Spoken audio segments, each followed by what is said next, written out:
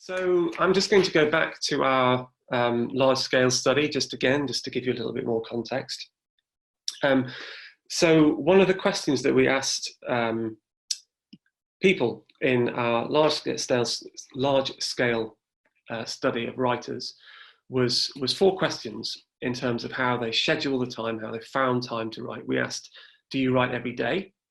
Do you block out chunks of time across your week or your month? These people we call time blockers or time boxers. You might have heard that term. Or do you tend to write on holiday or on sabbatical? Do you block out very, very large chunks of time for your writing? Or do you not consider that you have any particular method at all? And this is what we found. So 46% of people, as you can see from that infographic, so nearly half of the people are using this time boxing, time blocking technique to get the writing flowing. 30% say they write every day, and the rest are either they don't have a method or they're writing on sabbatical and so forth. But what we found was that the type of scheduling method changed depending on where people were in their careers. There we go. And just to explain this graph for you again, so I'm just going to move my box so I'm not in the way. So on the bottom axis here, this is number of years writing experience, not experience, years of experience as an academic, but years writing experience.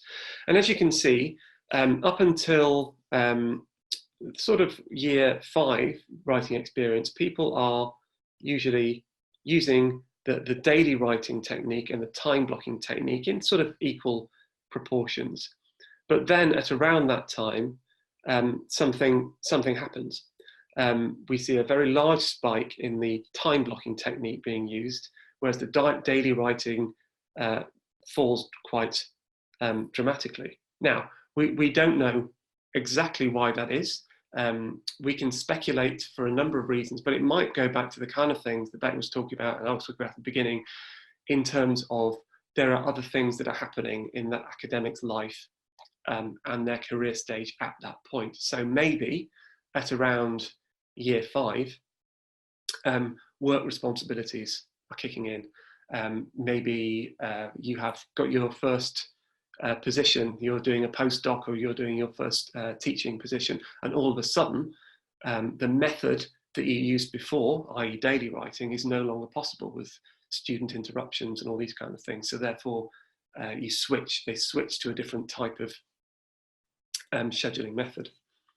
We think, from our research and in general, we think there are 4 different types of time scheduling methods that you can use. And just to go over these again, this is daily doing. So this is all about developing a regular writing routine, regular writing practice. Time boxing, so it's scheduling your time across the week or the month. What we call deep work writing. So this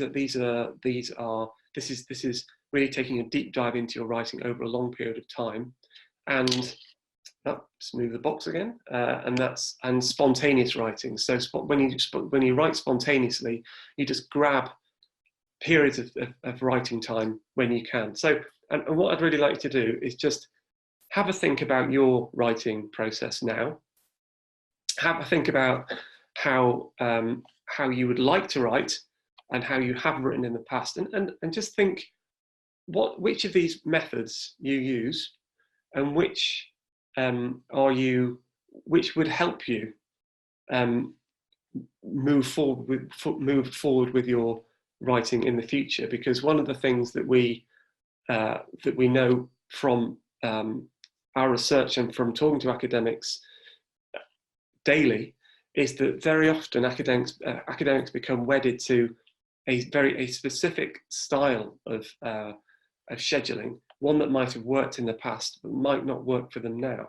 So, and we always encourage people to try to be open to trying out different schedules, because no one scheduling method is necessarily going to work for you for your entire life.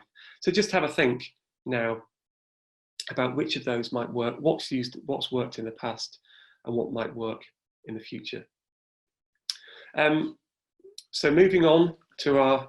I was just going to say, I might just add a little bit about the spontaneous writing, because there's been some really interesting research emerging from the States talking about this, particularly amongst academics, where they're calling it toggling, which is where academics often grab 15 minutes or less in between their meetings and lectures to write. And I think it's a really, really fascinating development, because it's very easy for us to think that we can't make any progress at all on our writing, particularly in short periods of time. But I know in particular, Simon Sinek, the writer, he talked about how if you were trying to get fit, you wouldn't go to the gym for 8 hours at a stretch, but actually if you were trying to make progress doing 15 minutes a day, you could actually make some progress and get yourself fit.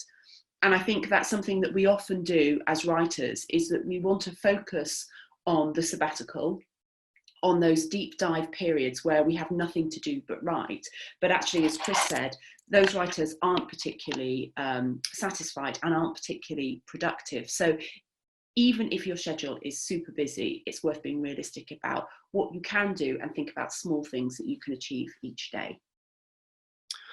So just moving on to our final tip in this section, which is our traffic light method of finding the time. And this method is really useful to practically help you find time in your day and in your week to write, but also it's useful to help you find out the scheduling method that works for you as well. So try this idea in conjunction with thinking through what your particular scheduling method is as well.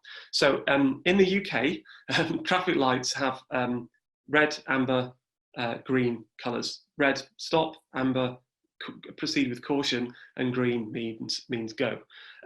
So one really good tip is to think about the next few days that you have in your think about your diary and your calendar, and think about the times when you definitely can't write, and block those out as red.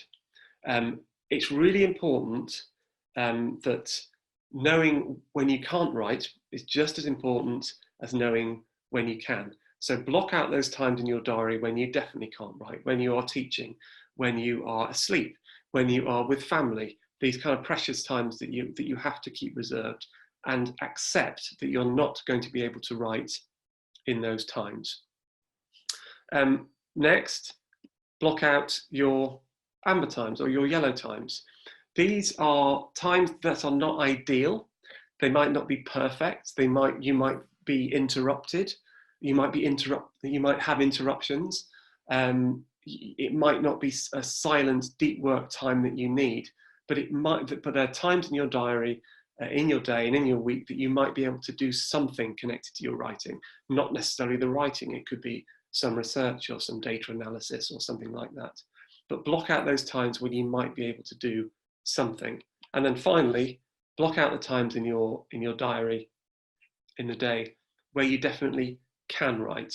These are uninterrupted times that are just for you and your writing. And crucially, when you have blocked out these green times in your diary, make sure they're protected. Make sure they are uninterruptible. If you have with friends or colleagues around, tell them that these are your protected writing times, and make sure that this writing is all you do in that period.